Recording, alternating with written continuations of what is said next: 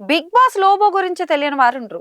Big boss 5వ సీజన్‌లో షోలో అలరించిన లోబో పలు టీవీ కార్యక్రమాలు, సినిమాల్లో కూడా నటించారు. ఇక లోబో తన వెరైటీ గెటప్, పేరు, మాటలు ప్రేక్షకుల్లో అనతి కాలంలోనే గుర్తుండిపోయాయి. అయితే లోబో కొన్నేళ్ల క్రితం ఒక రోడ్డు ప్రమాదానికి కారకుడయ్యాడు. ఈ ఘటనలో ఇద్దరు మృతితో పాటు పలువురికి తీవ్ర గాయాలయ్యాయి. దీంతో నటుడు లోబో అలియాస్ కయ్యూమ్ అలియాస్ లోబోకు ఏడాది జైలు శిక్ష విధిస్తూ గురువారం జనగామ కోర్టు అయితే తీర్పు వెలువరించింది. అసలు ఏం జరిగిందంటే 2018 మే 21న ఒక టీవీ ఛానల్ తరపున వీడియో చిత్రీకరణ కోసం లోబో టీము రామప్ప, లక్కవరం, భద్రకాళి చెరువు, వేయి స్తంభాల ఆలయం వంటి ప్రాంతాల్లో షూటింగ్ చిత్రీకరించారు. అనంతరం లోబో టీం సభ్యులందరూ కలిసి కారులో వరంగల్ నుంచి హైదరాబాద్ కు బయలుదేరారు. ఈ కారును లోబో డ్రైవ్ చేశారు. వీరి కారు రఘునాథపల్లి మండలం నిడిగొండ వద్దకు రాగానే ఎదురుగా వస్తున్న ఆటోను బలంగా ఢీకొట్టింది. ఈ ఘటనలో ఆటోలో ప్రయాణిస్తున్న కీలాషాపురం గ్రామానికి చెందిన మేడే కుమార్, పెంబర్తి మణెమ్మలు